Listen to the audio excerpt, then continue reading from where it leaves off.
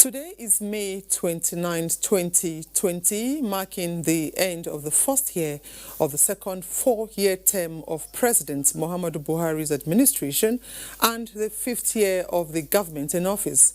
Available statistics released by the Media Office of the President indicate that the administration has made productive impact in almost all the facets of Nigerian life. The three umbrella areas on which government based its interventionist agenda are security, reviving the economy with particular emphasis on job creation, especially for youths, and fighting corruption in the area of security. Government has taken the battle to the insurgents and criminals, and they are being extinguished by the day and very close to complete extermination. Similarly, the economy, which was long dependent on a monoproduct petroleum, is being retooled, refocused with diversification as a task that must be accomplished. Agriculture has been given a boost. Manufacturing has got a shot in the arm, and solid minerals are contributing a large chunk of the gross domestic product. The country is very close to food security, with most of the grains no longer imported. On the war against corruption, there have been aggressive fiscal reforms and purging of leakages in such a way that seems to say, commit the crime, do the term. Sectoral analysis of the giant strides in the past 5 years will come in as subsequent bulletins. And Nigeria has been recording a steady and rapid growth in the agricultural sector of the economy as a result of the green alternative policy being implemented by the federal government in the past 5 years. Agricultural economists are of the views that the country would have been in major food crisis if not for the policies and programs of the APC-led administration. In this report, Musa Baba Aliyu takes a look at the journey of food security and self-sufficiency so far.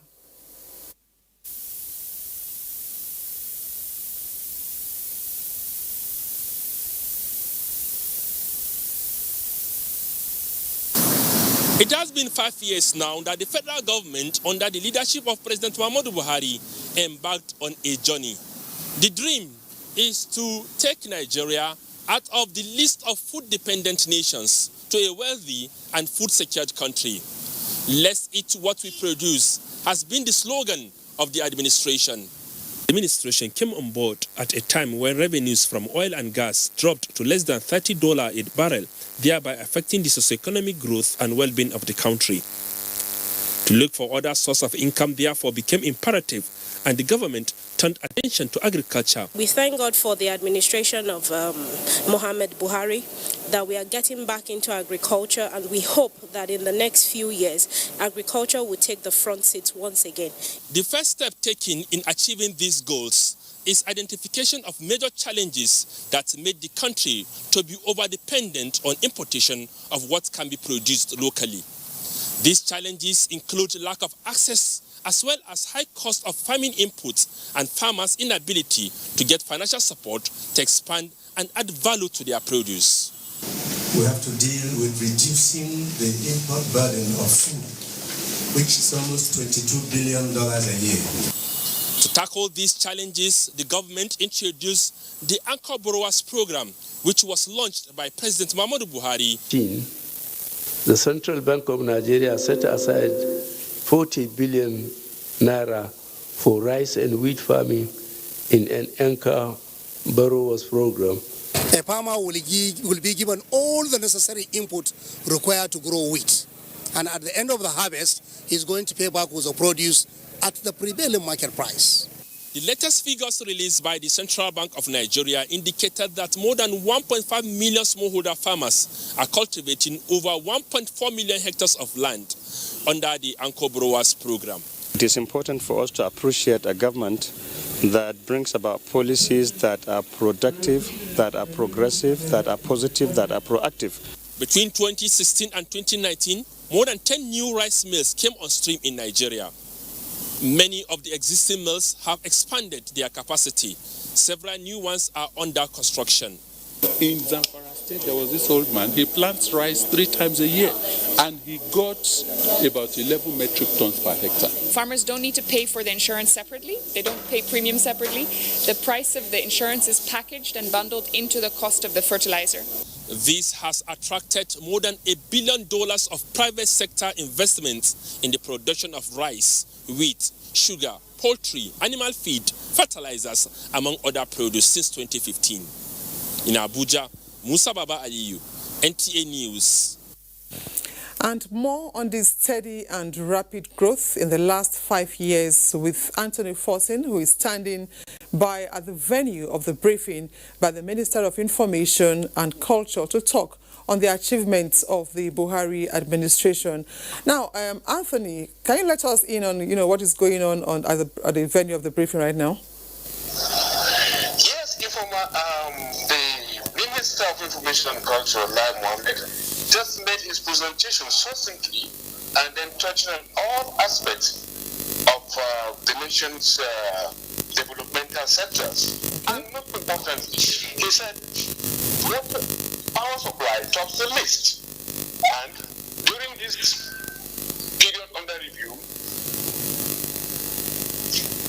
this turns out to be perhaps the single most formidable achievements. But, however, he also took a look at the ongoing border drill exercise, codenamed Exercise Swift Response. This exercise, the minister said, has helped in controlling smuggling across the nation's borders and then inwardly increasing food production. And as he puts it, Nigeria is heading towards attaining food sufficiency. However, smuggling, which he insisted has reduced drastically, has enhanced the nation's attainment of food sufficiency and increased revenue as well. Because when the border drill exercise started, the Nigerian customs raked in 7 billions, far above what used to be.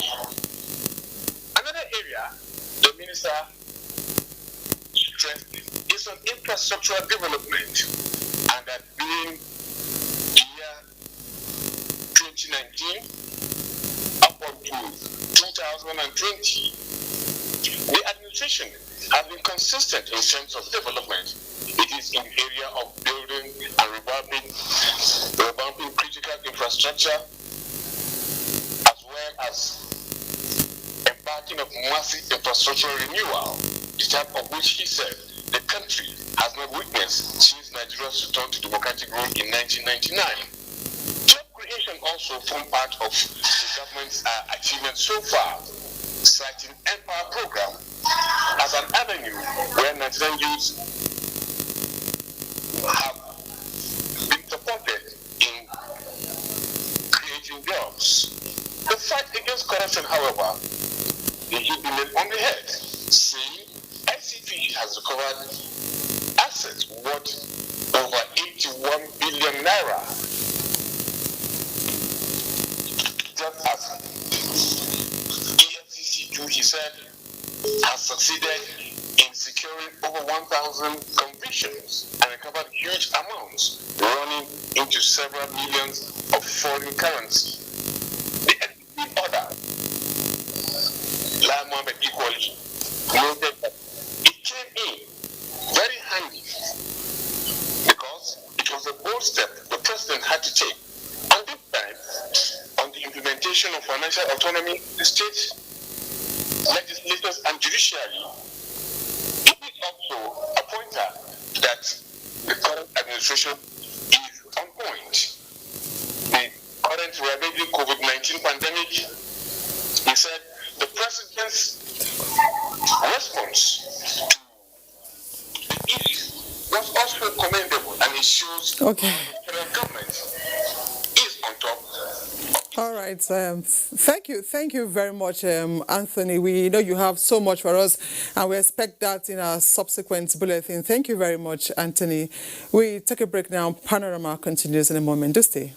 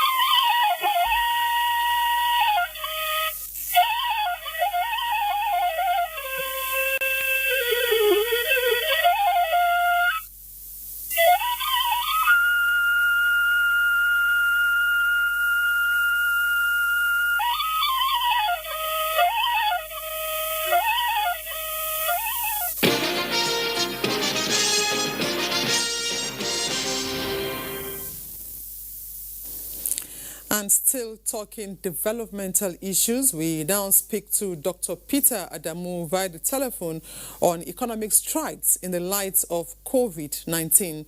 Dr. Adamu is a lecturer in the Department of Economics, Kaduna State University, and also a specialist in international and developmental economies. You're welcome to Panorama, sir.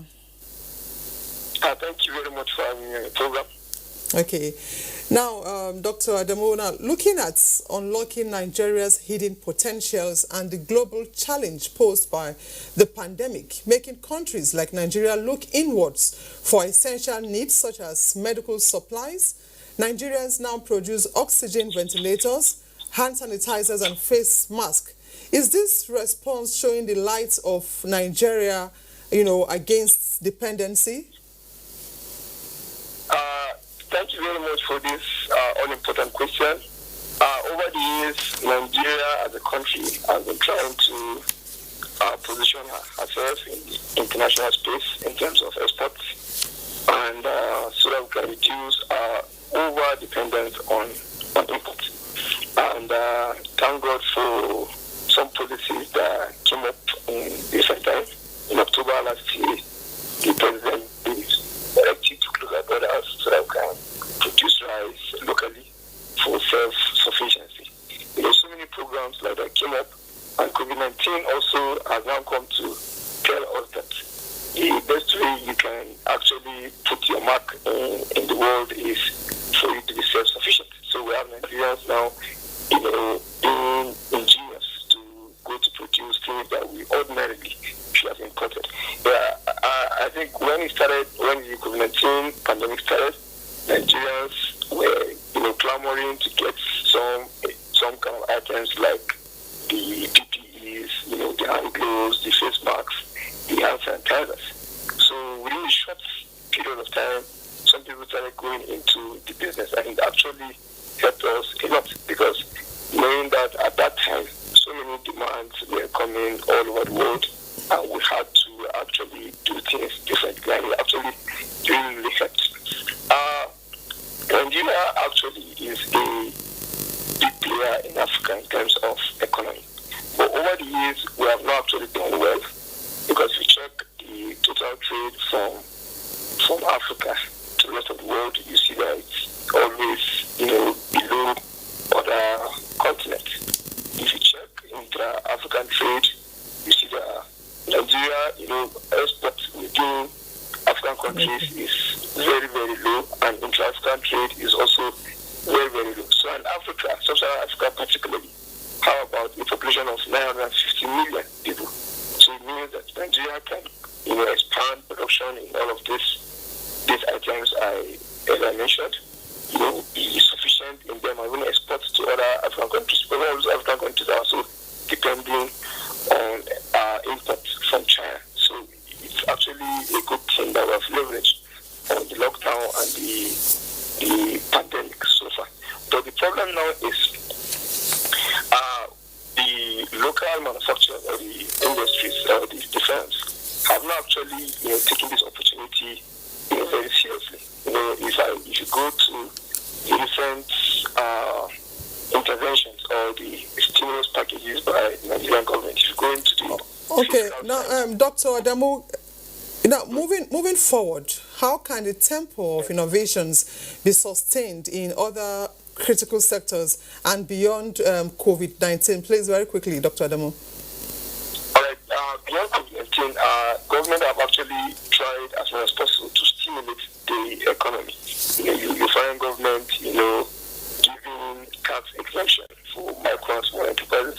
So it means that such enterprises don't need to pay tax. And of course, government wants to stimulate the sector. So people in that category must to ensure that they tap these very incentives from the government. We also found the CBN doing a lot, to reduce interest rate. Also, today the interest rate was reduced to 12.5%, and the CBN also is rolling out about 50 billion naira, to target credit facility, especially for micro, small, and medium enterprises. So all of these are interventions from the government.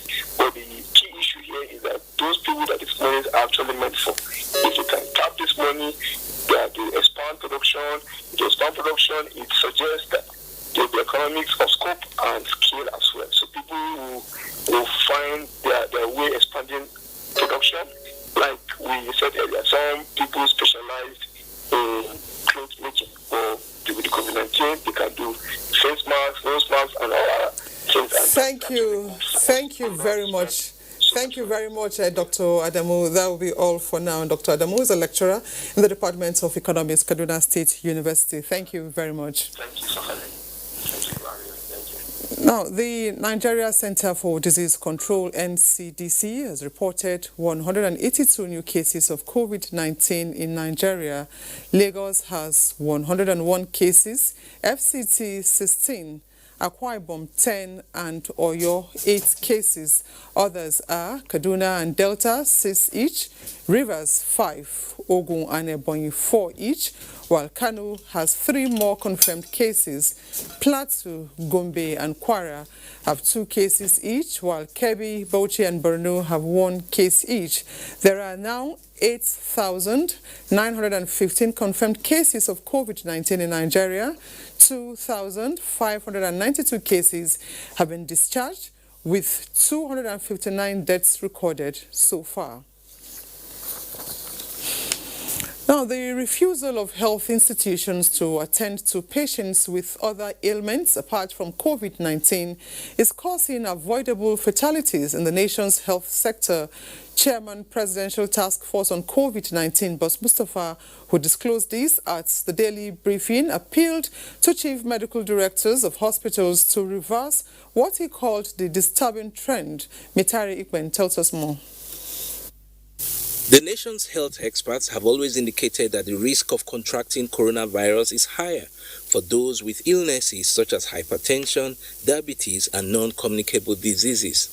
Unfortunately, the Presidential Task Force on COVID-19, however, notes that such patients are now being neglected. Truth be told, we are having more deaths from non-attendance to other diseases than COVID-19. This situation is made worse by the fact that federal tertiary institutions have been mentioned among those rejecting patients for fear of COVID-19. This is not acceptable, and we are saddened by this development. The Minister of Health has reached out to all medical directors, directing them to continue providing regular medical services so that we do not end up with avoidable death. The task force believes that until a cure or vaccine is found for coronavirus, prevention is still the best approach. The Madagascar herbs have been received at the Federal Ministry of Health and were found to consist of 2 varieties, one variety labeled to be for prevention and the other labeled as for treatment. There are 2 things that we need to do. The first is, what do the ingredients contain? And then the second is the clinical trials. What do they do? Following growing demand for mass testing for COVID-19, the PTF insisted that rapid diagnostic test kits are still largely unreliable. Recent data out of the US showed that a certain kit that was invested in was right 50% of the time. There's a growing black market on rapid diagnostic test kits in Nigeria. We have to be careful in what we buy and how we use it and how we interpret the results that it provides. Meanwhile, more sensitization strategies are being deployed by the task force to penetrate the grassroots. Our community engagement partners have a combined total of over 800,000 volunteers across the country that are ready to canvass Nigeria with life-saving messages. In the event of a spike in COVID-19 cases, the PTF indicated that hotels and school dormitories may be used to isolate and treat patients with mild symptoms to free up hospital beds for more severe cases. In Abuja, Mitari Ikben, NTA News. Governor Abdullahi Umar Ganduje says Kano State is witnessing a decline in the spread of COVID-19. Speaking during a periodic media briefing on the COVID-19 response, the governor attributed the decline to the deployment of additional strategies in containing community transmission of the virus. Abdullahi Mustafa has details. At the initial stage of the COVID-19 response in Kano, the state battled with multiple daily reported cases and death from the viral disease. This informed the deployment of additional measures by the state government. Increased awareness, establishment of additional isolation facilities, testing and sample collection centers were among such measures. So far, Governor Abdullahi Umar Ganduje stated the outcome is cheering. We are witnessing a decline in the spread of this disease in Kano State. And also, we are witnessing people accepting that the disease is a reality.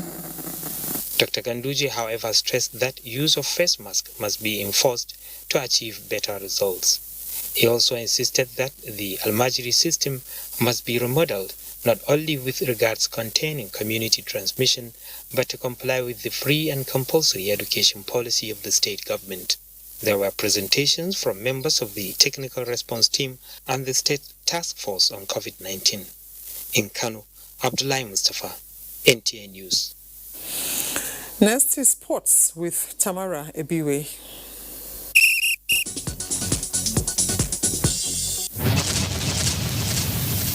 Following recommendations from the Extraordinary National Council on Sports, the Minister of Youth and Sports Development, Sunday Dare, inaugurated the Edo 2020 National Sports Festival COVID-19 Committee with the mandate to work with relevant stakeholders to ascertain the health infrastructure of the state and come up with a new date for the Games. The minister, while inaugurating the committee in Abuja via virtual communication, charged the team to work quickly within the stipulated 30 days given the committee. It is a national call to duty, and together, I believe, we can overcome the public health challenge, not just to sports, but also to every facet of our lives.